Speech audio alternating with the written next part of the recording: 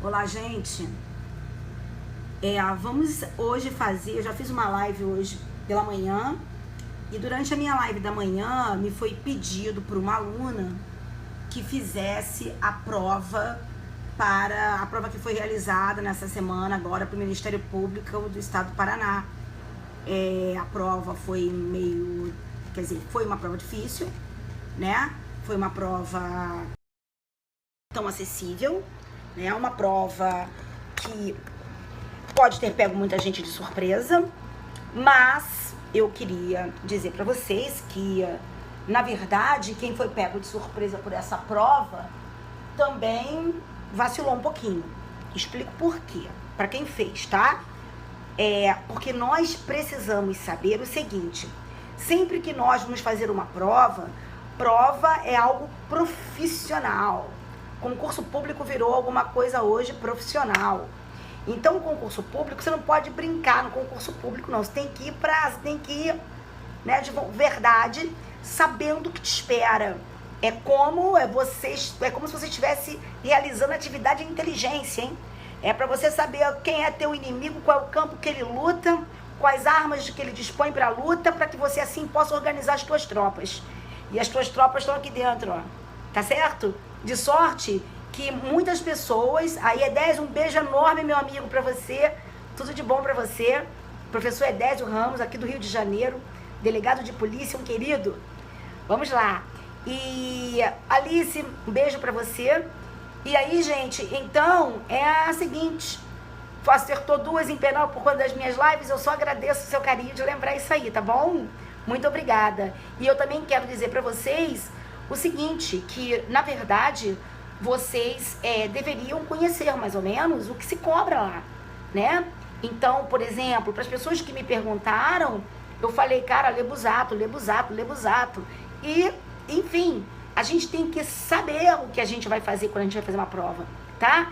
Eu quero agradecer aqui e também dizer que todos vocês devem um agradecimento à nossa querida Madem, que foi a Madem que mandou para mim as questões da prova, né? Ela me mandou logo na live da manhã. Ela falou assim, poxa, professora, você não vai fazer a prova do Paraná?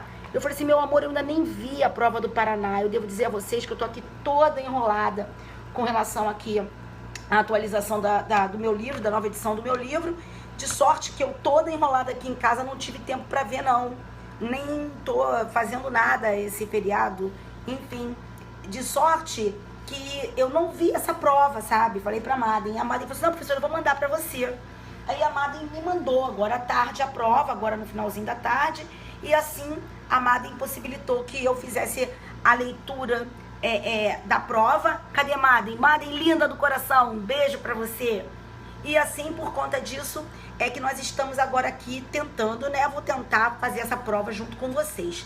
Tá certo? Então vamos começar a trabalhar? Vamos parar de falar, vamos começar a trabalhar? Vamos começar a trabalhar? Vamos lá, já vi que Rafinha tá aí também, minha querida Rafa, minha querida do programa de metas, não é? Minha orientanda do programa de metas, que eu adoro tanto. Só estou esperando você agora, se Deus quiser, a nossa próxima magistrada, se Deus quiser. Não é isso? Não é isso, Rafinha? Então vamos lá.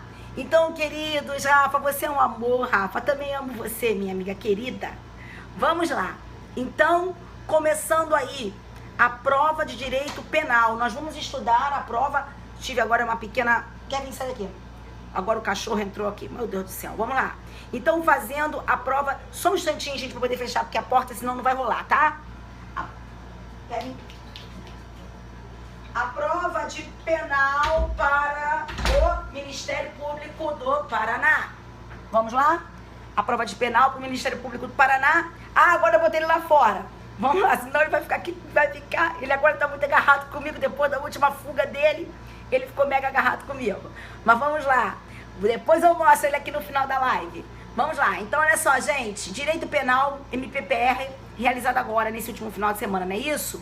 Foi agora, não foi dia 13 que foi realizada essa prova? Só coloca aí pra mim, pra eu saber direitinho, não é? Então, vamos lá, vamos que vamos. Isso, vamos lá. Então, olha só. O delito de extorsão mediante sequestro pode ser classificado... Vamos lá. que o delito de extorsão mediante sequestro, ele está tipificado no artigo 159 do nosso Código Penal. A extorsão mediante sequestro está tipificada como a conduta de sequestrar alguém com o intuito de obter para si ou para outra em qualquer vantagem como condição ou preço de resgate. Quando nós falamos desse crime, nós verificamos de antemão que nós estamos diante de um crime formal. Por quê? Porque, na verdade, o agente, ele direciona o seu comportamento a um resultado esse que é a obtenção de qualquer vantagem como condição ou preço de resgate. Então, a obtenção da vantagem é o resultado por ele perseguido, mas essa vantagem ele não precisa alcançar para que o crime esteja para que o crime esteja consumado. Não é isso, Ângelo querido, de Vitória no Espírito Santo? Então, olha só, nesse caso, então, o agente quer um resultado, mas esse resultado não precisa ser alcançado para que o crime esteja consumado. No momento da privação da liberdade da vítima, o crime está consumado. Trata-se, então, aqui de um crime em que se tem um resultado transcendente. O resultado transcendente, que é a obtenção da indevida vantagem, ou melhor, a obtenção de qualquer vantagem, porque o 159 fala de qualquer vantagem, embora eu não tenha dúvida que ela tem que ser indevida e econômica, mas isso já é papo para uma outra live. Ele objetiva uma vantagem que não precisa ser alcançada para que o crime esteja consumado, porque essa obtenção da vantagem é um resultado transcendente, diz respeito ao especial fim de agir, certo? E o crime estará consumado quando o agente realizar a conduta nuclear, que é sequestrar alguém, privar a liberdade de alguém. É no momento que ele priva a liberdade de alguém com esse intuito de obter que o crime está consumado, não no momento da obtenção da vantagem. Uma parte da doutrina chama esse crime de intenção. Crime de intenção, que é um crime de tendência interna transcendente. Tá certo? Então, é um crime de tendência interna transcendente. Ou delito de intenção. Esses crimes, eles classificam em dois. Nós temos os delitos de tendência interna transcendente de resultado separado e o delito de tendência interna transcendente incompleto de 2 atos. Tá certo? Obrigada, meu amor. Então, olha só. Qual seria a resposta da questão? Para a questão é a letra B. No gabarito está lá, a letra B. É um delito de tendência interna transcendente, um delito de intenção, de resultado separado. Ou seja, de resultado cortado. Porque aqui você pode usar essa nomenclatura ou usar a nomenclatura de resultado cortado, que é diferente do mutilado de 2 atos, que aqui a letra chama de, a prova chamou de incompleto de 2 atos. Explicando, todo delito de tendência interna transcendente ou de intenção, ele é um delito em que o agente objetiva um resultado que não precisa, como eu já disse, para que ser alcançado para que o crime esteja consumado. Mas acontece que, às vezes, para atingir a consumação desse resultado, para atingir esse resultado, do qual não se depende para a consumação do delito, é preciso que o agente realize uma outra conduta. Quando isso acontece, quando ele, para conseguir o resultado, manda um beijo pro Thiago. Thiago, um beijo, querido. Quando ele, para conseguir 1000 beijos, Thiago, quando ele, para conseguir o resultado que ele quer e que não precisa, repito, para que o crime esteja consumado, precisa realizar uma outra conduta, nós chamamos o crime de crime mutilado de 2 atos ou incompleto de 2 atos. Só que, por vezes, para alcançar o resultado transcendente que o agente quer, o agente não precisa mais realizar nada, porque não vai depender da realização de uma nova conduta dele para que aquele resultado venha a acontecer. E aí eu tenho o crime de intenção de resultado cortado, ou aqui chamado de resultado separado. Tá certo? Então, o fato de ser de resultado separado ou de resultado cortado e mutilado de 2 atos ou incompleto de 2 atos diz respeito à necessidade ou à desnecessidade do agente, depois de praticar o delito, não é? Isso, depois de realizar o delito, ele realizar uma nova, será que é preciso que ele realize uma nova conduta para que o resultado esteja consumado, tá certo? Aliás, para que o resultado sobrevenha, esteja consumado, para que o resultado sobrevenha. Então, é essa a diferença. Então, eu tenho que extorsão mediante sequestro é classificado letra B como delito de tendência interna transcendente de resultado separado. Não foi essa a letra que foi a letra B, a resposta para a primeira questão? Hein, gente? Foi ou não foi a letra B a resposta para a primeira questão aí da prova? Foi ou não foi? Eu peguei aqui o gabarito que me deram. Por favor, gente, deixa eu fazer a correção, depois no final a gente bate papo. Só confirma aí, Madem. Então, letra B, delito de tendência interna transcendente, de resultado separado, de resultado cortado, porque a obtenção da vantagem não dependerá mais agora do agente depois que ele privar a liberdade da vítima. Tá certo? Vamos lá. Agora, vamos falar da questão de número 2. A questão de número 2. Bem, essa questão de número 2 teve como gabarito a letra C. Madem, você fica aí me auxiliando. Certo, Madem? Essa questão teve como gabarito a letra C. Correto ou não? Só que eu vejo nessa questão, eu vejo um erro e eu vejo a possibilidade dela ser anulada. Eu explico a vocês por quê. Deixe-me dizer, vamos começar a falar para eu poder chegar onde quero, certo? Vamos lá. A questão mandava que você analisasse as assertivas e marcasse a alternativa correta, não é isso? Aliás, marcasse as que estavam corretas. A letra C foi dada como certa. Pela letra C, então, os itens de número 1, de número 3 e número 4 estão corretos. Será? Vamos lá. Olha só. A número 1 diz assim: a unanimidade em reconhecer a autoria imediata quando o agente se utiliza de interposta pessoa que não é imputável, como, por exemplo, quando o autor se vale de um menor de 18 anos de idade. Certo? Então, a questão está dizendo... ainda tá aí, gente? Ainda tá a transmissão aí ou tá caindo? Porque pra mim deu uma caída aqui. Só confirma pra eu continuar ou não. Ainda está? Tá normal? Então vamos lá. Então ele diz que a unanimidade em reconhecer a autoria imediata quando o agente se utiliza de interposta pessoa que não é imputável, como por exemplo, quando o autor se vale de um menor de 18 anos de idade. Então ele está dizendo que se o agente se utiliza de um menor de 18 anos de idade para praticar aquela conduta, isso é hipótese de autoria imediata. Então eu chego com o menor de 18 anos e digo assim, ó, vai lá, pega o relógio daquela moça lá, pega lá pra mim, que eu seria autor imediato deste crime. Porque o menor não poderia ser responsabilizado, então eu seria autor imediato. Bem, essa resposta foi dada como correta e eu quero dizer para vocês que ela não é correta. Ela não é correta. Ela não é correta porque ela diz que há unanimidade e não há unanimidade. Não há unanimidade, embora seja amplamente majoritário o entendimento de que quando alguém se vale de um inimputável para a prática do crime, isso é uma hipótese de autoria imediata, embora isso seja dado pela nossa doutrina amplamente majoritária, isso não é unânime em absoluto. Eu peguei aqui para mostrar para vocês que não é unânime. Olha, e até, cara, em concurso, colocar respostas como essas, eu até falo para os meus alunos, ó, se vierem assertivas do tipo unânime, sempre, nunca, cuidado. E mais uma vez, não errei. Embora a questão tenha dito que tá certa, não está certa. Eu trouxe aqui para vocês, porque como eu sempre gosto de fazer nas minhas lives, não rola para mim eu falar o que eu acho. Rola, porque sou professora de concurseiro, eu não sou aqui doutrinadora, sou professora de concurseiro.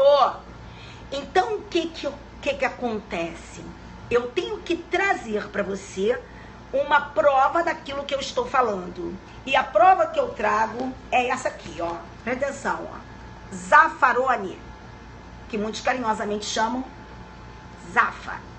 Olha o que aconteceu. Essa questão aqui, com relação à utilização de um inimputável. que a nossa doutrina majoritária aponta, amplamente majoritária, aponta que se trata de hipótese de autoria imediata, utilização desse inimputável, certo? Olha o que diz aqui, ó. Zaffaroni contesta isso. O Zaffaroni diz o seguinte: o Zaffaroni diz que, embora isso seja muito comumente afirmado, está errado dizer que a utilização de um inimputável é hipótese de autoria mediata. E ele diz que a autoria mediata tem como base, a base da autoria mediata é o domínio do fato. E o Zaffaroni diz o seguinte, prestem atenção. Nos casos em que só existe uma mera ausência de reprovabilidade do injusto, não dão ao determinador o domínio do fato. Porque o único que dá a ele a configuração central é o autor do injusto. O determinador conta apenas com uma probabilidade de que o interposto, imputável, cometa o injusto. Quem diz, estou lendo o Zaffaroni, hein? Quem diz ao inimputável, em delírio persecutório, que o autor de todos os seus males é seu vizinho, não tem o domínio do fato, porque depois não poderá controlar o curso dos acontecimentos. Eu concordo com ele, embora, repito, isso seja dito de forma majoritária. E lá, página 638 da minha 5ª edição, velha, de Zaffa, ele diz assim: costuma-se afirmar que a autoria mediata, quando o sujeito se vale de outro que é inculpável, de outro que comete um injusto inculpável, como acontece com aquele que se vale de um inimputável. De nossa parte, não cremos que esta hipótese configure a autoria mediata, por entender que a falta de reprovabilidade da conduta do interposto não dá o domínio do fato ao determinador. Entenderam? Então, não tem nada de unânime. Isso não é unânime, não. Tá aqui, repetindo para quem quiser, Zaffaroni, página 638 da sua 5ª edição, que eu tenho aqui, da revista dos tribunais. Isso é velho, gente. Esse meu Zaffa aqui é velho, hein? Mas ele não mudou isso, tá certo? Então, não tem esse lance de unanimidade. Agora, vamos lá. Depois, a questão de número 2 diz: a autoria imediata, quando o agente se utiliza de interposta pessoa que atua em erro, seja ele vencível ou invencível, deixando em ambos os casos a interposta pessoa de responder pelo fato. Olha só, gente, deixe-me falar uma coisa para vocês. Tá errado isso pelo seguinte: essa hipótese de autoria imediata, sim, é uma hipótese de você se valer de alguém que atua em erro porque você provocou um erro em terceiro. É a hipótese de que trata o artigo 20, parágrafo 2º do Código Penal. Então, por exemplo, eu te dou esse copo aqui e falo assim: ah, querida, você poderia, por favor, entregar para Madem esse copinho aqui com água, porque eu preparei para ela água com limão. Aí você vê essa água meio esverdeada e você, água com limão. Aí você vai lá: ô Madem, professora Cláudia mandou te entregar. A Madem vai lá e bebe. A Madem morre. Você ministrou, você acreditava estar dando água para Madem, mas você, na verdade, não estava dando água para Madem. Você estava dando veneno a Madem. Nesse caso concreto, quem é, tadinha da Madem? Quem é o autor desse crime? Sou eu que te fiz incorrer em erro achando que aquilo era água, ok? Esse teu erro me parece um erro invencível. Só que pode acontecer, aí você não vai responder, aquele que foi lá e entregou achando que era água, se está em erro de tipo invencível, não há dolo, não há culpa, não há por que se responsabilizar. Mas vamos imaginar que eu te fiz incorrer em erro e esse erro fosse um erro vencível. Eu te ludibriei, eu te fiz entrar em erro, incorrer em erro. Mas se você tivesse analisado melhor, você teria visto que não era isso, não. aí você não teria feito, mas você foi totalmente negligente, totalmente incauta e entregou a porcaria da água pra Madem e a Madem morreu. E eu, Madem, morreu. E você com a mão, meu Deus, eu não sabia que era veneno, meu Deus, que morreu. Ora, o que está acontecendo nesse caso? Eu sou autora imediata daquele homicídio doloso, mas você que estava em erro vencível, você não vai responder, não vai deixar de responder não. Porque você pode, em tese, ser responsabilizada pela prática de um crime culposo, porque o teu erro era vencível. Tá certo? Muito bem.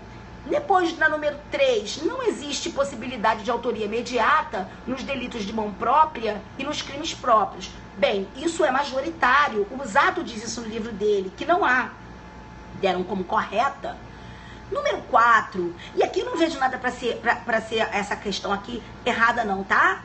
Que não existe autoria imediata nos delitos de mão própria e nos delitos e nos crimes próprios, sabe? Não vejo nada errado. Só é porque ele não falou que é unânime, ele não falou que não há controvérsia, porque há controvérsia. Por exemplo, o examinador do Ministério Público aqui do Rio de Janeiro entende ser possível autoria imediata. Tá, nesses casos, você tá entendendo? No crime próprio, por exemplo. Então, pra ele lá tá certo, pra aqui estaria errado. Mas a questão não seria anulada, essa de número 3 está certa sim, porque não está como aconteceu com a questão de número 1, dizendo unânime, sempre, nunca. Aí tudo bem, essa vale. Aí na número 4, pô, show de bola. Não se pode falar em autoria imediata em crime imprudente, em crime culposo, ante a ausência de uma ação direcionada para o resultado, não é? Ou seja, não há como conduzir deliberadamente o terceiro à obtenção de um resultado que você, autor imediato, não pretenda. Perfeito. Então, deram como respostas corretas as de número 1, que eu digo que está errada, 3, que está certa, e 4, que está certa. Então, o gabarito foi a letra C. Para mim, o gabarito é letra E. Tá certo? Para mim, essa questão, ela é, sim, passível de anulação. Ou, pelo menos, que se entendessem as duas como corretas. Tá ok? Então, vamos lá. Cadê? Deixa eu olhar aqui agora a questão de número 3. Ah, gente, essa questão de número 3, Josi, linda que eu amo, Josi, a Thaís, a minha querida parceira de Belém, aquela comidinha naquele restaurante, estava um espetáculo, Josi. Mas vamos lá, olha só, a questão de número 3. Questão de número 3, acerta. Foi a letra B. Confere aí, Madem. A questão de número 3 acerta foi a letra B. De bola, Madem. 3B. Madenzinha, tu estás aí? Oba, Cuiabá. Beijo pra vocês. Então foi a B. Olha só. Em tema de tentativa, a frase. Pô, essa é má. Essa é má. Essa questão não era pra everybody não, querida, e nem pra anybody. Essa questão era pra just a few, tá certo? Para poucos amigos, tá? Nós estamos falando da prova do Ministério Público do Paraná. Você não achou, Madem? Porque você não tem o livro do Busato. Se você tivesse o livro do Busato, você tinha achado, amiga. Entendeu, lindona? Então, olha só. Pois é. Sabe o que acontece? Eu falo pra vocês, fazer a prova, tem que saber fazer a prova, saber o que é cobrado naquele lugar, não é sair por aí dando tiro pra tudo quanto é canto. Entendeu, meu amor? É esse. Roraima, um beijo pra galera de Roraima. Rondônia, cadê? Não, foi RO, não foi? Ah, gente, já não tô enxergando, tô com uma lente sim, outra lente não. Mas vamos lá. Em tema de tentativa, questão é má, direito penal.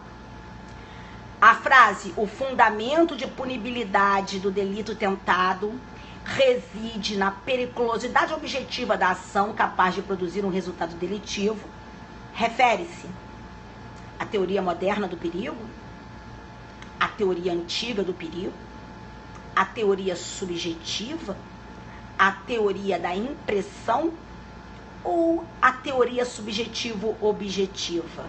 Ah, meu amor do coração. Vamos lá? a letra certa é a letra B, não é isso? Teoria antiga do perigo. É a letra certa, letra B. Vamos ver então a letra B, que fala teoria antiga do perigo. O fundamento da punibilidade do delito tentado reside na periculosidade objetiva da ação capaz de produzir um resultado delitivo. A questão da prova. Trata-se de uma tese objetiva que fundamenta a punibilidade da tentativa no perigo para o bem jurídico, no perigo que ela representa para o bem jurídico. Essa teoria antiga do perigo, ela foi formulada por Feuerbach e ela afirmava que o fundamento da punibilidade reside na periculosidade objetiva da ação, capaz de produzir um resultado delitivo. A teoria moderna do perigo era a teoria de von Litz, tá certo? E ele lá na teoria moderna, é a letra A, não é? Mas não é, o gabarito é a letra B. Lá na letra A, o que seria essa teoria moderna? É a teoria que foi formulada lá por von Litz, dizendo que devem ser levadas em conta as circunstâncias geralmente conhecidas ou que poderiam ser conhecidas pelo autor no momento do ato de execução, determinando que o julgador faça uma apreciação ex ante. Teoria subjetiva, que era a letra C, não é a correta. A correta foi a letra B. As teorias subjetivas baseiam a tentativa na vontade contrária ao direito expressada pelo agente quando ele tenta realizar o crime, quando ele tenta realizar a conduta descrita na lei como criminosa. Também temos a teoria da letra D, né? Teoria da impressão. O que seria essa teoria da impressão? Essa eu acho que foi a questão mais difícil da prova, não foi não, gente? Fala se não foi a questão mais difícil da prova, essa questão aqui. Quem acertou essa questão aqui, gente? Fala pra mim aí quem acertou essa questão. Se tiver alguém que acertou essa questão aí. Agora, quem não acertou essa questão, coloca... Quem não acertou essa questão, coloca coraçãozinho na tela, que eu quero ver se foi muita gente que não acertou essa questão ou se teve uma opção de gente acertando essa questão. Ih, tô vendo que foi muita gente que não acertou essa questão. Mas vamos continuar. Teoria da impressão.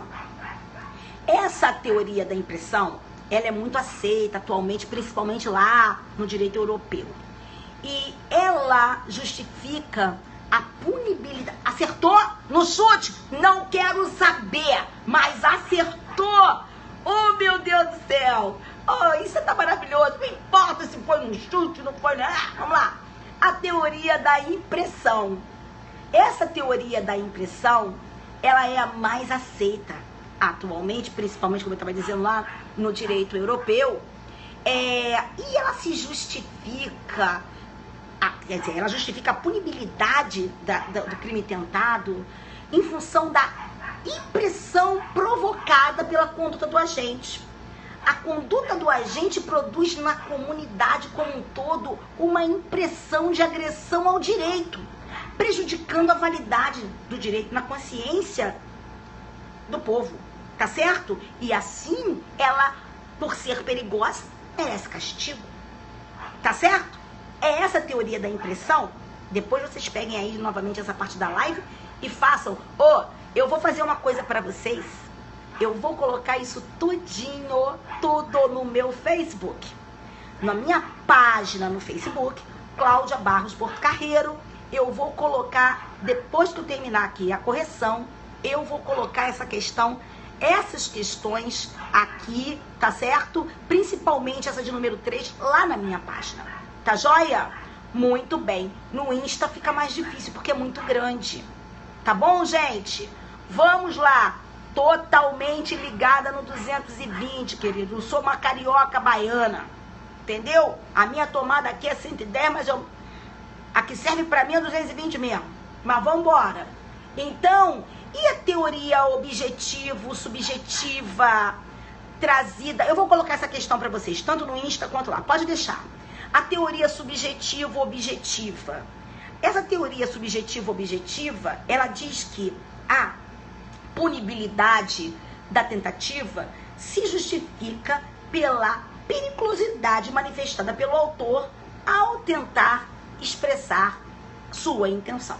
Tá certo? Não, ao tentar expressar, não. Ao expressar a sua intenção.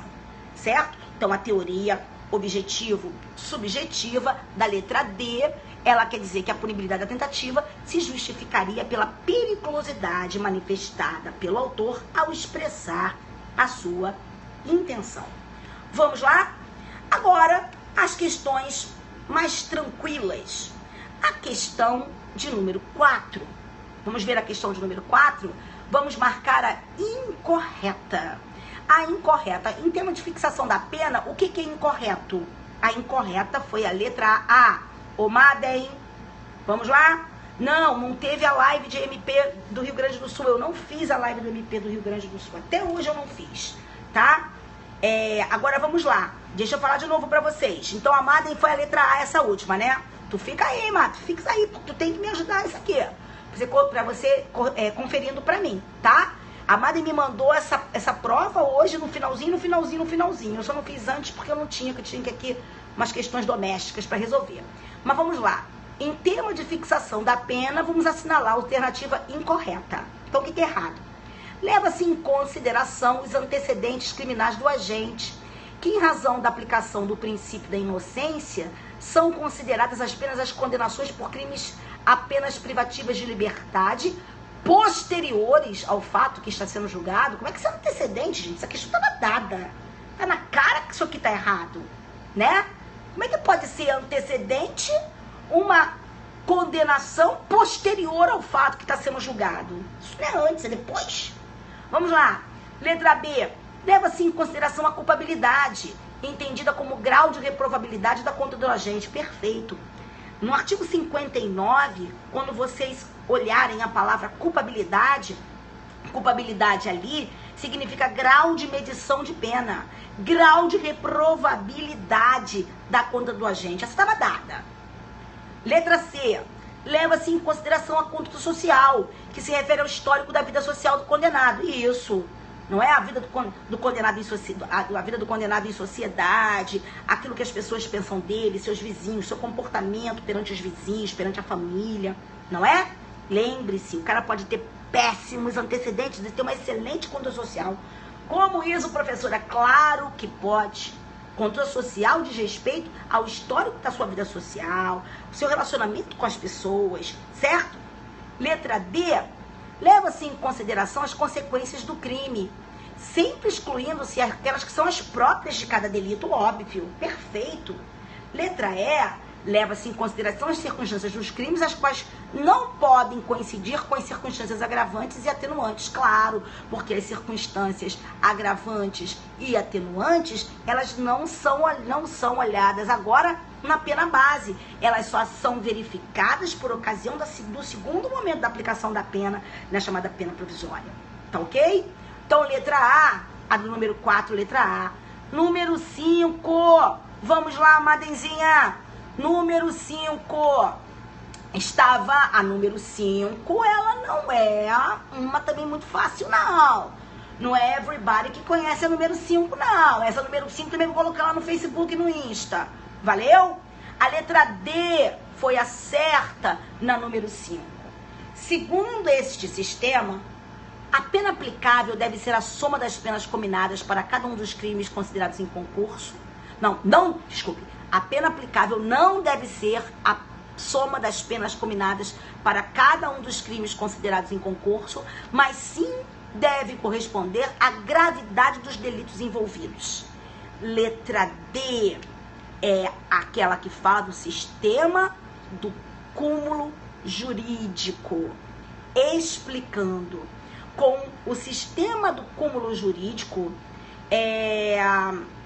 se busca atingir valores que sejam inferiores aos correspondentes aos somatórios das penas, porém superiores a cada um dos crimes do concurso, tá certo? E aí propõe-se aqui nesse cúmulo, no sistema do cúmulo jurídico, propõe-se somar a pena, mas sem passar propõe-se a somar as penas, mas desde que não passe de um limite máximo estabelecido. E que limite esse que não poderá ser ultrapassado pelo julgador, tá certo? Apontam-se críticas a esse sistema porque ele, na verdade, vai fazer com que o cúmulo de crimes seja visto como uma causa de diminuição de pena, e para muitos isso estimularia a prática de delitos. Então a letra D é a correta. Mas o que diz a letra A? O sistema da absorção diz que o mais grave deve sempre absorver o menos grave. A pena menos grave fica desprezada. O da exasperação, o que diz? Que é uma variante da absorção, tá certo? Você aplica a pena do mais grave e faz um aumento porque existiu o menos grave. Isso visa que o crime menos grave não fique desprezado. Letra C, o cúmulo material é a regra do somatório. Pega uma pena e a outra, não importa quanto vai dar. Somou é a pena, tá? Um concurso de crimes. Então, a letra certa é a letra B, porque é o sistema do cúmulo jurídico que diz que não se deve somar as penas combinadas para um dos crimes, mas deve sim corresponder à gravidade dos delitos envolvidos à pena aplicável. Vamos lá. Número 6. Essa de número 6 era muito fácil. Para quem está aí estudando para Ministério Público, essa de número 6 era fácil. Tá muito fácil, exagero. Era fácil. Tá ok? Essa número 6 diz assim: a frase que diz que há sujeitos que têm uma menor possibilidade de autodeterminação, condicionados dessa maneira por causas sociais, está ligado a que ideia? É a ideia do conceito de co-culpabilidade. Certo? Por quê? Porque por esse conceito existem pessoas que não foram brindadas com determinados bens da vida. Existem pessoas que não tiveram chances que outras tantas tiveram. Por quê? Porque o Estado não conferiu a essas pessoas essas chances. Quer dizer, pessoas de quem foram sonegadas possibilidades mínimas de inclusão social.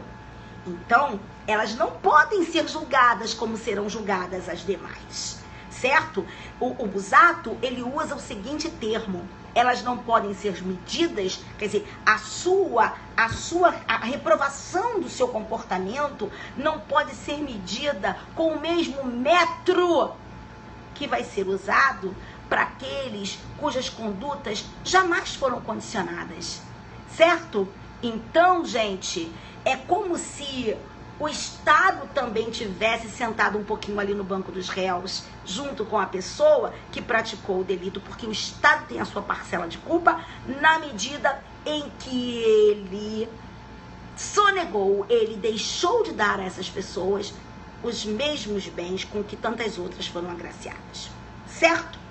E aqui se diz que a culpabilidade poderia ser usada por nós como uma hipótese de atenuante inominada do artigo 66. Não é, gente?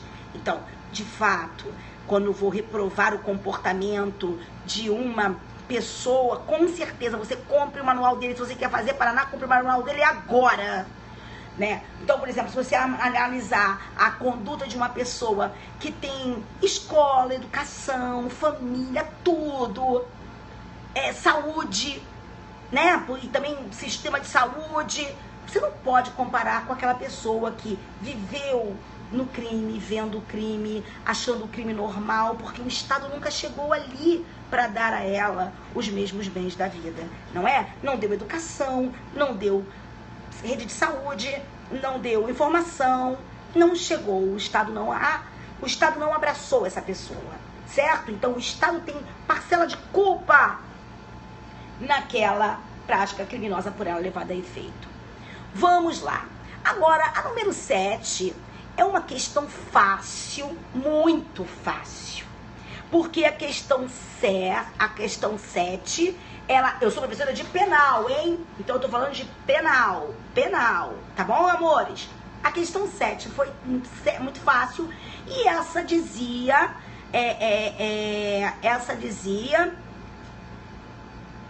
da questão de súmulas, entendimentos simulados dos tribunais superiores, certo? Então, assim, ó, a opinião do julgador sobre a gravidade em abstrato do crime não constitui motivação idônea para a imposição de regime mais severo que o permitido segundo a lei aplicada, certo? A súmula 718 do Supremo. Combinadas cumulativamente em lei especial penas privativas de liberdade pecuniária, é defeso a substituição da prisão por multa, certo? Súmula 171 do STJ. 3. É admissível a adoção do regime prisional semiaberto aos reincidentes condenados a pena igual ou inferior a 4 anos, se favoráveis às circunstâncias judiciais, certo? É a súmula 269 do STJ. 4. Fixada a pena base no mínimo legal, é vedado o estabelecimento de regime prisional mais gravoso que o cabível em razão da sanção imposta com base apenas na gravidade abstrata do delito, certo? Súmula 440 do STJ. Todas as assertivas estão corretas, não é isso? Letra A, Madem, confere aí pra mim, Madem. Letra A, resposta certa, meu amor. Você que tá aqui hoje me dando suporte na live. Vamos lá. Agora, a questão de número 8. A questão de número 8 também. Mole, súmulas. Considerando o entendimento simulado dos tribunais. Analise. A pronúncia causa interruptiva da prescrição, ainda que o tribunal do júri venha a desclassificar o crime. Certo? Súmula 191 da STJ. A sentença concessiva do perdão judicial é declaratória da extinção da punibilidade, não subsistindo qualquer efeito condenatório.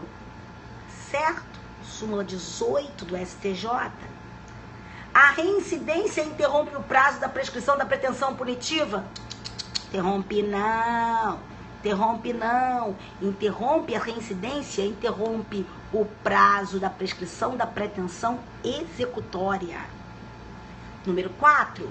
É inadmissível a extinção da punibilidade pela prescrição da pretensão punitiva com fundamento em pena hipotética, independentemente da existência ou sorte do processo penal.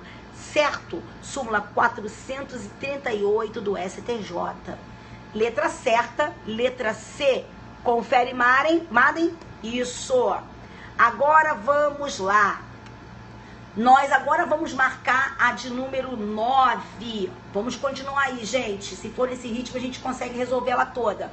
Pode-se afirmar que a denominada tipicidade formal, usualmente referida pela doutrina, traz os elementos que servem para informar de forma descritiva o intérprete da lei a respeito da relevância ou irrelevância da conduta do direito, para o direito, ou seja, a correspondência entre a previsão legal e a ação constatada no caso concreto recebe usualmente a denominação de tipicidade formal pela conduta, pela doutrina. Isso, tipicidade formal é a adequação, a correspondência entre a previsão legal e a conduta levada a efeito. Eu peguei uma faca, matei José. A conduta, lá está dito matar alguém, então existe tipicidade formal. Eu peguei essa sua canetinha aqui e subtraí a sua caneta. Eu subtraí coisa alheia móvel, isso se adequa. Ainda estamos aí, gente? Isso se adequa à descrição legal de furto, então tem tipicidade formal. Tudo certinho? Perfeito. Vamos lá, então tá certo. Agora, tipicidade formal não é suficiente hoje para que nós tenhamos tipicidade penal. Lembra disso, né? Que além da tipicidade formal, há de existir a tipicidade material. Mas vamos lá, mas a mera adequação da conduta à previsão legal me faz com que nasça a chamada tipicidade formal. Vamos lá. Número 2. Tá certo, então, essa número 1, né? Posso-se afirmar que para Welzel, pai do finalismo, o tipo penal trata-se de uma mera descrição de uma realidade ontológica da conduta humana, portanto, necessitando incorporar o direcionamento da vontade como um dos seus elementos de constituição. Perfeito, tá certo também. Não tá certo? Agora, as de número 3 e 4 são as incorretas. Bate aí, Madem, que a resposta foi a letra D. Foi a letra D, Madem. A correta, as assertivas 3 e 4 estão incorretas. Não é isso? Estão incorretas, 3 e 4. Então, letra D. Vamos ver porque elas estão incorretas? Que fala assim, ó. A teoria da causalidade adequada, uma das espécies das chamadas teorias igualitárias. Errado. A teoria da causalidade adequada é uma teoria diferenciadora. Por que ele é uma teoria diferenciadora quanto à questão da causalidade? Porque as teorias diferenciadoras, elas são assim chamadas porque elas selecionam algumas entre as causas possíveis. Não é tudo. A teoria da conditio sine qua non, ela é uma teoria igualitária, porque para conditio sine qua non, tudo sem o que o resultado não aconteceu, aliás, sem o que o resultado não teria acontecido, pode ser considerado causa para o resultado. Então, a teoria da causalidade adequada, ela é uma teoria diferenciadora. E a teoria da equivalência dos antecedentes causais ou da condício, ela é igualitária. Então, por isso que 3 e 4 estão erradas, porque elas invertem as coisas. Chama a causalidade adequada de uma das teorias igualitárias e chama a teoria da equivalência de teoria diferenciadora, quando é justamente o contrário. Tá certo, gente?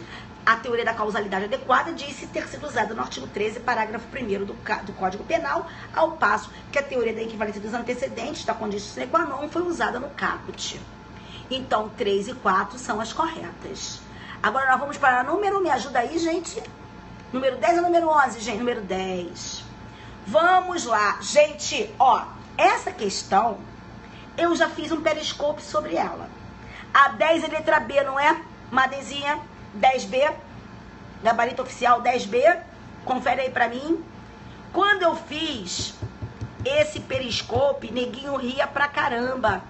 E ainda dizia que era maluquice que eu tinha inventado. Não inventei não, o que aconteceu nessa questão aqui, gente, aconteceu uma vez com uma pessoa na comarca onde eu trabalho. Todo mundo, cara, que isso, professora? O que o cara foi fazer? O cara foi cortar, ele queria cortar a galinha que estava assim no chão, ele estava sentado num banco, estava querendo cortar o pescoço da galinha, ele cortou o dedo do pé de uma outra pessoa, certo? Falei isso, todo mundo riu, gente. Você lembra desse periscope? Todo mundo riu, disseram, professora, tu inventou isso, professora? Inventei não, agora caiu na prova, hein? Olha só agora a questão do nosso amigo, o Mévio, lenhador. Estava trabalhando havia mais de 12 horas, cortando árvores lá no quintal dele, com o seu afiado machado. Quando passou para a árvore seguinte, sofreu uma ilusão de ótica pelo seu cansaço. E aí ele confundiu as pernas do amigo Lupércio com o tronco de uma árvore. Pô, elefantíase, né, gente? Desferindo contra ele um vigoroso golpe de machado, lesionando. Isso aconteceu em Caxias. Só que foi com a galinha dentro do pé do outro. Aqui é a árvore e a perna do cara. Tá certo? Que bom que você acertou. Então, ele é lenhador, queria cortar uma árvore, acabou cortando o quê? A perna do amigo. Nesse caso, pode-se dizer que Mévio agiu em erro de tipo, né, gente? Em erro de tipo, né? Ele jamais quis cortar a perna. Ele jamais quis cortar a perna do amigo. Ele pensou que estivesse cortando uma árvore. Ele nunca teve o dolo de cortar a perna do amigo. Ele tinha a intenção de fazer tombar aquela árvore.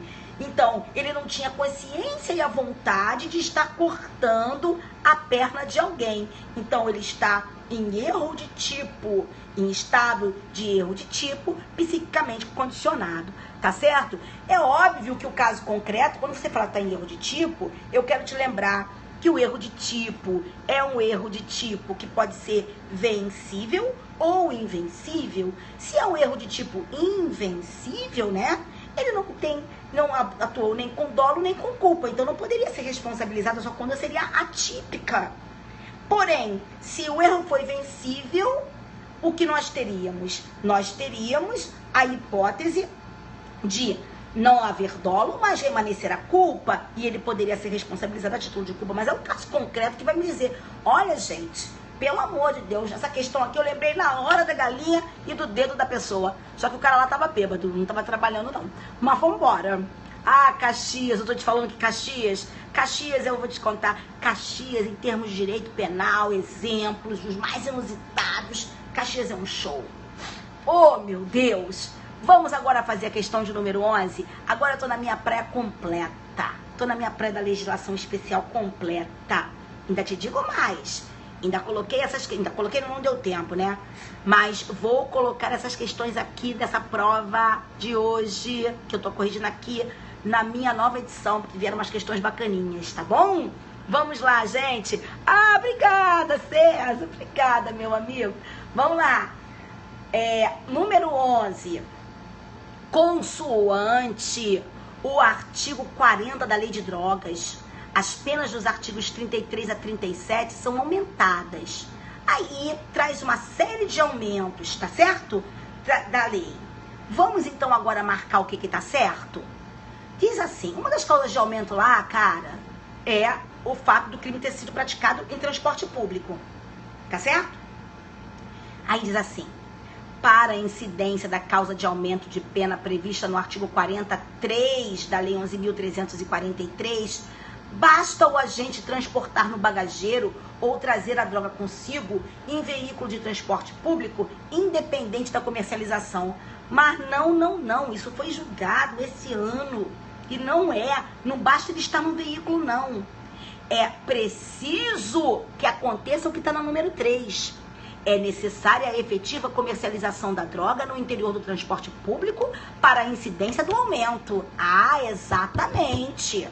Então, o 1 tá errado, a 3 tá certa. A 2 também tá certa, que diz que é desnecessária a efetiva transposição das fronteiras entre estados de federação para a incidência da majorante do artigo 45, que fala do tráfico interestadual ou do tráfico entre estados e o Distrito Federal. Perfeito. Então, para ter o aumento de pena do 43, que fala do transporte, é preciso que a pessoa esteja se aproveitando do fato de estar no transporte público para comercializar a droga. E com relação à transposição entre fronteiras, quer dizer, do tráfico interestadual ou tráfico internacional, não é necessário que exista a transposição entre as fronteiras. Tá certo? Agora vamos lá. Então, quais são as certas? 2 e 3 estão corretas. Letra C, muito fácil. Muito fácil. Agora vamos lá. Essa de número 12, gente, também está fácil. Mas ela, então foi a letra C, não é isso? Não foi isso, Madem? Letra C, a número 11. Agora a número 12 foi letra E, não foi, Madem? Que bom, que bom. Tem gente aberta na live, que coisa boa. Vamos lá então. 12, letra E. Gente, presta atenção. Vamos verificar? Vamos fazer as questões? Vamos marcar a correta. Tendo em pauta o Estatuto da Criança e do Adolescente, o armazenamento em meio virtual de vídeo pornográfico envolvendo crianças ou adolescentes para fins particulares sem qualquer divulgação na web não configura crime. Errado! Configura crime sim, um mero armazenamento. O Estatuto da Criança e Adolescente, ele fala de tudo sobre material pornográfico. Ó, a produção do material, a divulgação do material, a venda do material, a aquisição do material, o mero armazenamento do material. Também é crime independente da pessoa passar ou não passar para terceiros. Letra B, a prática de estupro contra a mulher de 21 anos, em situação que não configura a incidência da 11.340, mediante violência que resulta em lesão corporal grave, procede-se mediante ação penal pública. Foi dada como errada. Eu só quero dizer para vocês que há quem diga, e eu sou uma, que diz o seguinte: quando no estupro houver lesão grave ou houver morte, a ação penal é sempre pública e incondicionada, tá? Mas aqui foi dada como errada porque por ausência de disposição nesse sentido também, não é? Letra C. A partir da edição da Lei 12.015, que alterou o Código Penal na parte dos crimes contra a dignidade sexual, a conduta de praticar conjunção carnal consensual com o jovem de 14 a 18 anos que esteja em situação de prostituição mediante pagamento passou a ser atípica. Claro que não. Isso é crime equiparado à exploração de prostituição. Isso está lá no 218B como figura equiparada e eu fiz uma live sobre isso. Tá aí, ó. Tá aí nas minhas lives nas minhas lives do Periscope. Você tá falando o que, César? Tá falando da letra B, César? Pois é, César. Foi dada como errada, porque não tá previsto na lei isso aqui não, tá? Só que pra mim isso aqui é certo. Mas depois a gente conversa sobre isso. Só que aqui não tinha como ter anulação não, sabe, César? Porque vamos lá, olha. Diz também a letra D. A simulação de participação de criança em cena de sexo explícito por meio de montagem fotográfica em divulgação ao público não configura conduta típica penal. Errado. Configura sim. Lá nos artigos 200, repito, do artigo 240 até 241 tome muito cuidado. E isso está previsto, a simulação da participação de criança também está previsto como conduta típica. Agora, o certo que não tinha como a gente errar, né? Letra E. A letra E diz assim, ó, eu só peguei as 15 questões de penal, tá? Eu não tenho as outras questões, não. O crime descrito no artigo 217A, caput e parágrafos do Código Penal, estupro de vulnerável, sempre, em qualquer circunstância, será processado mediante ação penal pública. Tá certo. Isso é que está lá no artigo 225 do Código Penal, falando sobre ação penal para esse crime de estupro de vulnerável. O estupro de vulnerável é sempre de ação penal pública incondicionada. Tá certo? Pegando aqui para vocês na lei, no artigo 225. Tá? Então, em qualquer hipótese de vulnerabilidade e para os menores de 18 anos, a ação é pública incondicionada, certo? A nova redação do artigo 225 do Código Penal, tá bom? Parágrafo único do artigo 225. Vamos continuar? Vamos lá, gente. Acerca da lavagem de capitais e interceptação. Madem, letra C. Certo, meu amor? Nós vamos marcar a incorreta, não é? Não é, meu amor, letra C? Cadê? Letra C.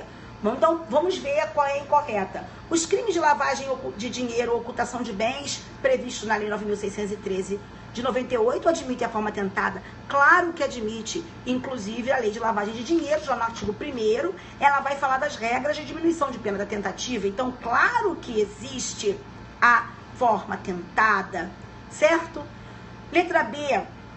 O processo de julgamento do crime de lavagem de dinheiro não depende ou independe do julgamento da infração penal antecedente. Perfeito, isso está lá no artigo 2º da lei. Está lá no artigo 2º da lei, tá certo? Que fala da autonomia da lavagem de capitais. Ter o processo por lavagem de capitais independe de haver processo pelo crime anterior e de haver julgamento do crime anterior, tá? Tá lá na Lei 9.613, que é a nossa lei de lavagem de capitais. Como eu estava dizendo, a questão da tentativa tá lá no artigo 1º, não é isso? Parágrafo 3º, que já nos diz que tem a tentativa, e a questão dessa autonomia tá no artigo 2º, não é? Lá, quando fala dessa autonomia em todos esses países, depende do processo, artigo 2º, inciso 2. Tá vários artigos consagrados essa autonomia da lavagem de capitais. Vamos lá? Agora, isso também está em... Como é que é? Correto. Agora, a letra C diz que nos termos da 9.296, em hipóteses excepcionais, a interceptação do fluxo de comunicações em sistemas de informática e telemática pode prescindir de ordem judicial. Claro que não pode prescindir, não é? Imprescinde sempre, não pode prescindir coisa nenhuma. Agora, letra D. Letra D, gente... não será admitida a interceptação de comunicações telefônicas se o fato investigado constituir infração penal punida no máximo com pena de detenção. Perfeito. Para se admitir interceptação, o crime tem que ser punido com pena de reclusão. Não é isso? E letra D, a ordem de prisão de pessoas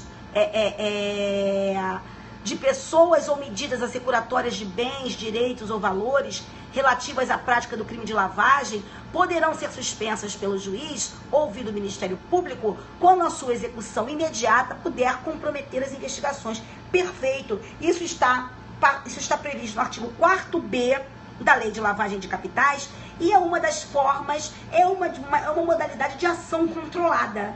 Não uma ação controlada dizendo respeito ao flagrante diferido postergado, tá certo? Mas com relação à apreensão, à ordem de prisão e medidas assecuratórias em geral. Tá joia, gente? Então, letra E está certa, a que estava errada, a letra C. Vamos lá, terminando já a prova, viu, gente? Ô, gente, eu não consigo ficar explicando assim de qualquer jeito, não. A live já vai aí para quase 1h20 minutos, mas é pra gente corrigir uma prova, né? Entendeu? Não adianta querer se enganar quando o tema é concurso público, cara. Se eu pudesse, eu estaria explicando até muito mais, é porque aí ficaria alguma coisa que não terminaria hoje.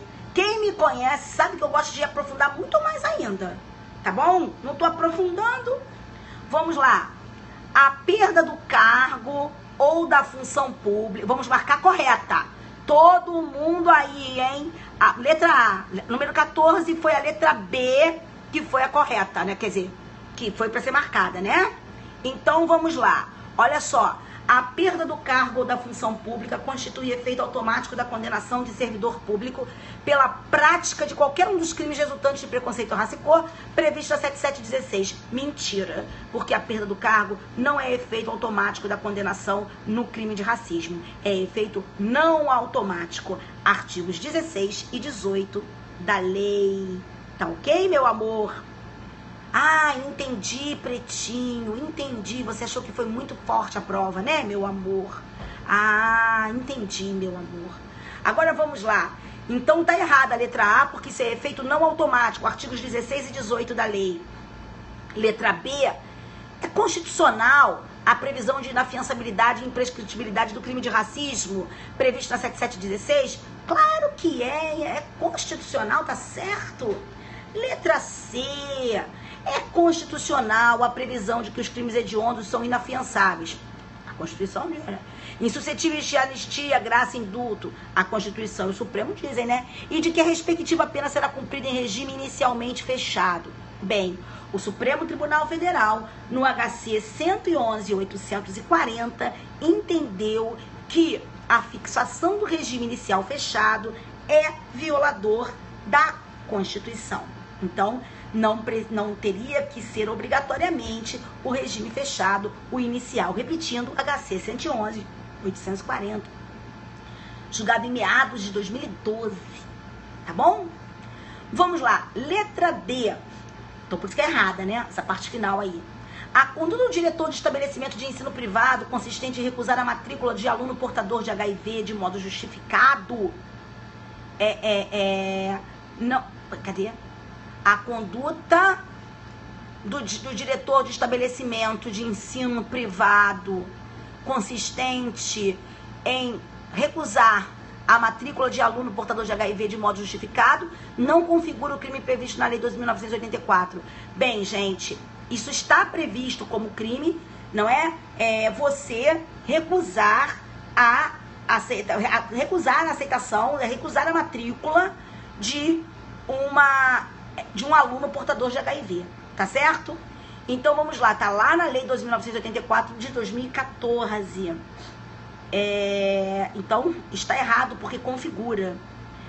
Letra E, a mera conduta. É isso, né, gente? Agora minha vista começou a ficar meio turva aqui, não tô conseguindo ver direito. 14, tô na letra E, não é? A mera conduta de deixar de notificar a autoridade sanitária a realização de esterilização cirúrgica, conforme previsão da 9263, não configura crime, mas infração administrativa está errada. Tá bom?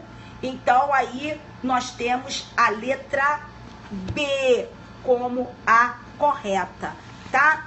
Agora vem cá, deixe-me falar uma coisa aqui para vocês. Nós temos essa questão, alguém perguntou aqui, eu vou voltar, só me ajuda a questão do HIV. HIV, me ajuda aí com isso. 12.984 é a lei que vai falar de crime de discriminação dos portadores do vírus da imunodeficiência. Escuta, gente, todo mundo presta atenção aí, tá bom? Então, preste atenção para o seguinte. Constitui crime punível com... Artigo 1º. Constitui crime punível com reclusão de 1 a 4 anos e multa as seguintes condutas discriminatórias contra portador de HIV em razão da sua condição de portador ou de doente: recusar, procrastinar, cancelar ou segregar a inscrição ou impedir que permaneça como aluno em creche ou estabelecimento de ensino de qualquer curso ou grau público ou privado. Então, veja, gente, aqui não há a lei não fala que tem que ser sem justa causa. O mero fato de recusar é crime, entendeu? É isso que deve ter pensado ele lá. Agora, eu não gosto dessa letra D. Essa letra D, pra mim, ela tá meia bomba. Eu vou explicar por quê. Porque o crime, gente, não haveria razão pra você vedar a inscrição de alguém numa escola por ser portador de HIV. Então, não haveria justa causa para isso. Por isso, entendeu? Agora, veja só. A questão é que o crime só está descrito na 12.984, esse crime de recusar matrícula, se a recusa se der em virtude da pessoa ser portadora do vírus de HIV. Em razão da sua condição de portador ou de doente. Essa letra D pra mim não tá bacana não. Entendeu? Entenderam o que eu quero dizer, gente? Aqui nessa letra D? Porque não vê, tá ruim. Porque esse cara pode ser portador de HIV, mas por alguma outra razão não se aceita nessa escola. E isso não vai caracterizar o crime da 12.984. Entendeu? Quer dizer, ela tá mal, essa questão pra mim tá mal escrita. Essa última, essa letra D aqui, tá? Mas eu quero dizer pra vocês que pela letra da lei não tem essa de justificado ou não justificado. Talvez por isso eles a tenham colocado como errada. Tá joia? Muito bem, Roraima. Beijo pra galera. Vamos lá. Eu vou ser delta, isso aí, Roraima. Vamos lá. Você marcou a mais correta, que seria a letra B. Eu faria a mesma coisa. Vamos lá, gente. Então, número 15, última questão. Vamos fazer a número 15, última questão. Assinale a única alternativa correta, referente ao Código de Trânsito. Vamos acabar a nossa live com chave de ouro, se Deus quiser. A 15 foi letra E, não foi, gente? Foi ou não foi letra E a 15? Madem. Obrigada, meu amor. Vamos lá. Não, letra A. Por que a letra A não tá certa? Porque ela diz assim, ó: não se configura conduta típica prevista no 304 do Código Penal se a omissão for justificada ou suprida por terceiro. Errado. O crime de deixar o condutor de veículo automotor por ocasião do acidente de prestar socorro será caracterizado ainda que a ajuda seja suprida por terceiro. Artigo 304, parágrafo único da Lei 9.503, o Código de Trânsito. Letra B. Somente se aplicam as disposições, fiz sobre isso, também se aplicam as disposições da 9.099 aos crimes de lesão corporal culposa, embriaguez ao volante e participação em competição automobilística não autorizada, se não houver riscos de dano ou a incolumidade pública de terceiros. Está errado. Há uma, porque as disposições da 9.099 referentes à transação penal, à representação, à composição civil de danos como causa tácita de renúncia, ao direito de queixa ou representação, não se aplicam a embriaguez ao volante e nem participação em competição automobilística não autorizada. certo? Se aplicava antes da transação, antes de uma mudança feita em 2008 pela lei. Tá bom? Então está errada. O que acontece hoje é a lesão corporal culposa na direção de veículo automotor, que pode, em determinadas situações, mesmo não sendo um crime de menor potencial ofensivo, como não será na hipótese do parágrafo único, merecer a aplicação dos dispositivos despenalizadores da 9.099, desde que, 291, parágrafo 1º, bota lá, desde que a pessoa não esteja sob efeito de álcool, desde que a pessoa não esteja participando em competições automobilísticas não autorizadas, e desde que a pessoa não esteja em velocidade superior a 50, além daquele limite permitido. Então, tá errado isso aqui. Aplicam-se a todos os crimes do Código de Trânsito as disposições da 9.099, diz a letra C. Erradaço. Se o crime não for de menor potencial ofensivo, não se aplica, à exceção da lesão corporal nas hipóteses que são trazidas como regra. E outra coisa também, tem vários crimes aqui que não são, aos quais não poderia se aplicar as disposições da 9.099, e eu poderia citar um deles, a embriaguez, não pode mesmo, tá certo? As penalidades de suspensão ou proibição de se obter a permissão ou habilitação para dirigir veículo somente podem ser impostas cumulativamente com outras penalidades. Errado, porque elas podem ser impostas cumulativamente ou não nos termos do artigo 292 do Código de Trânsito, tá certo? Não são todos os crimes que vão admitir as aplicações, o disposto da 9.099, só os de menor potencial ofensivo e a lesão corporal quando não for praticada por pessoa embriagada, participando de racha ou em velocidade acima de 50, além do limite. Bem, letra E é a correta, que diz que deverá ser instaurado um inquérito policial para a investigação da infração penal de lesão corporal, se o agente estiver sob a influência de álcool ou qualquer substância, se estiver participando de competição automobilística não autorizada, ou se estiver transitando em velocidade superior à máxima permitida para a via em 50 km por hora. Nesse caso, no que nós vamos usar aqui é o artigo 291, parágrafo 2º da Lei de Trânsito. 291, parágrafo 2º, diz que nessas hipóteses previstas no parágrafo 1º, terá que ser instaurado um inquérito policial. Tá bom, gente? Bem, então com isso, parando em 1h30 de live nessa prova aqui do Paraná. Então, só recapitulando, eu vejo possibilidade total de anulação daquela questão que fala lá na frente, a questão de número... Qual foi, hein? Da unanimidade. A questão de número 2. E talvez eu também consiga ver uma forçação de barra naquela questão lá do HIV, tá? Porque não ficou muito claro que a pessoa, que isso tivesse sido por força do fato de ser uma pessoa contaminada pelo vírus.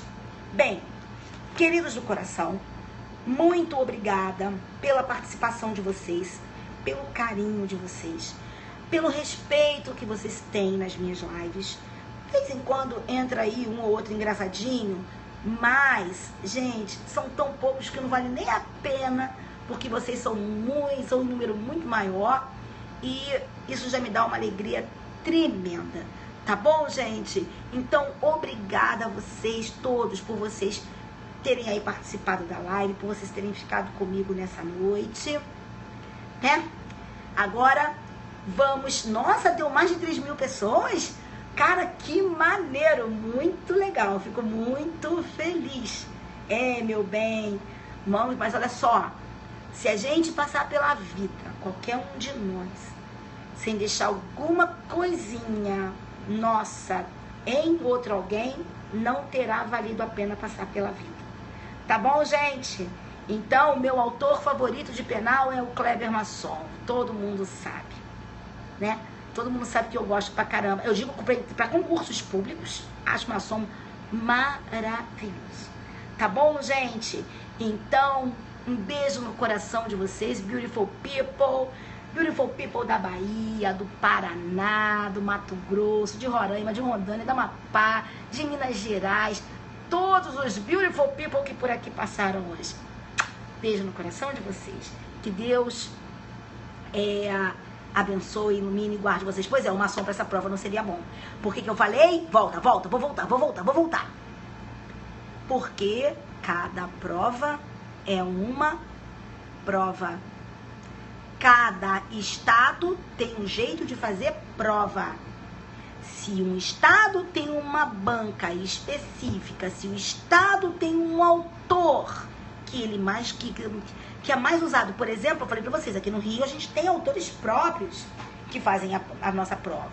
Então, qual era a sua e qual sempre será a nossa nessa loucura que é o concurso público? É conseguir saber quem é o cara para aquele concurso. Qual é o livro para aquele concurso? Porque quem estuda igual para tudo não sabe estudar. Você pode estudar igual para tudo para provas que têm essa coisa de repetirem, não é? De se repetirem, se replicarem para bancas que já têm essa formatação que todos nós conhecemos. Tu vai fazer prova de CESP de qualquer forma, tu já sabe como o CESP gosta da questão de jurisprudência, tu já sabe o que o CESP gosta de cobrar. É assim que você tem que fazer prova. Não se pode fazer prova achando que vai estudar da mesma forma para tudo quanto é prova. Então, quem foi fazer essa prova no Paraná, na boa, tinha que ter o Busato. Todas as pessoas que me perguntaram, falaram assim, tens um livro do Busato? Tens um livro do Busato? Essas bancas de Ministério Público, elas são muito específicas. Entendeu? É isso, pretinha do meu coração. De sorte, gente, que eu já não estou mais conseguindo ler direito o que vocês estão escrevendo, que a vista já está ficando assim. E eu quero mandar um beijo enorme para todos vocês mais uma vez e desejar mais uma vez que vocês fiquem com o nosso Senhor, que nosso Senhor ilumine, proteja, guarde todos vocês para todo sempre. Beijinho.